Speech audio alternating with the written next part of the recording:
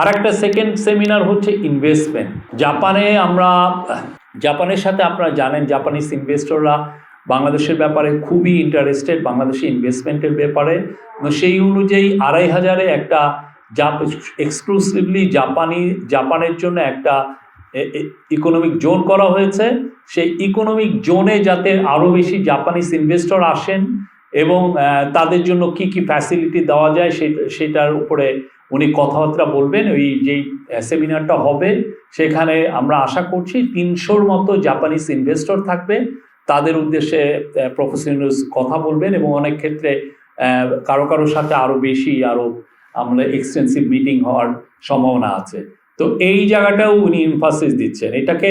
এটাকে এমফাসিস দেওয়ার একটা বড় উদ্দেশ্য হচ্ছে যে আপনারা জানেন যে আমরা একটা বড় রকমের প্ল্যান নিচ্ছি যে Maheshkhali Matarbari integrated development initiative MIDI, এটার উপরে চিফ অ্যাডভাইজার খুব জোর দিয়েছেন।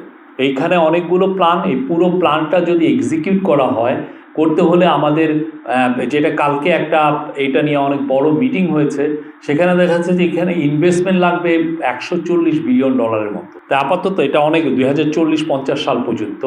তো সেই জায়গায় যাতে কত ইনভেস্টমেন্ট কিভাবে আনা যায় সেটার জন্য ফোকাসটা থাকবে।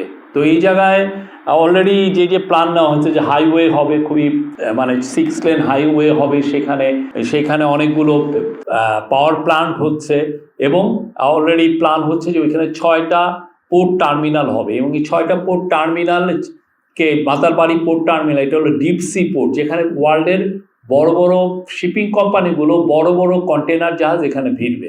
আমাদের চিটাং পোর্টের একটা সমস্যা হচ্ছে যে ড্রাফটের সমস্যা। 11-12 মিটারের বেশি চিটাং পোর্টের থেকে আমরা ড্রাফট পাই না, যেই জাহাজটা যত দূর নিচে পর্যন্ত যেতে পারে। তো এই মাতারবাড়ির একটা বড় অ্যাডভান্টেজ হচ্ছে যে এখানে যে সমস্ত জাহাজের ড্রাফট 20 মিটার তারাও এখানে এসে ভিড়তে পারবে। তো সেই জন্য এটার জন্য বড় বড় জাহাজ, ফলে আমাদের যেটা হবে যে আমরা তখন মাতারবাড়ি ডিপসি পোর্টকে যদি 6টা টার্মিনাল যখন তৈরি হয়ে যাবে, আমাদের আর বাংলাদেশ থেকে এটা সিঙ্গাপুরে আর আমাদের প্রোডাক্ট পাঠানো লাগবে না, যে ওইখান থেকে আবার বিভিন্ন বড় বড় পোর্টে যে পাঠানো এটা এখন ডাইরেক্ট মাতারবাড়ি থেকে হবে। আমাদের চিফ অ্যাডভাইজারের প্ল্যান হচ্ছে মাতারবাড়িকে ঘিরে মাতারবাড়ি মহেশখালীকে একটা নিউ সিঙ্গাপুরে টার্ন করা। আপনারা জানেন সিঙ্গাপুর কিভাবে চেঞ্জ হয়েছে, একটা পোর্টকে ঘিরে সিঙ্গাপুর চেঞ্জ হয়ে গেছে। সিমিলারলি দুবাই একইভাবে ট্রান্সফর্ম হয়েছে। তো এই মাতারবাড়ি মিডিতে উনি চাচ্ছেন যে একটা সিটি, একটা প্ল্যানেড একটা সিটি হবে। এখানে একটা অনেকগুলো পাওয়ার প্ল্যান্ট থাকবে, ওইখানে লজিস্টিক হাব হবে, ম্যানুফ্যাকচারিং হাব হবে এবং এনার্জি হাব হবে। এইগুলো প্রত্যেকটার জন্য উনি এই জাপান সফরে উনি ইনভেস্টমেন্ট সিক করবেন।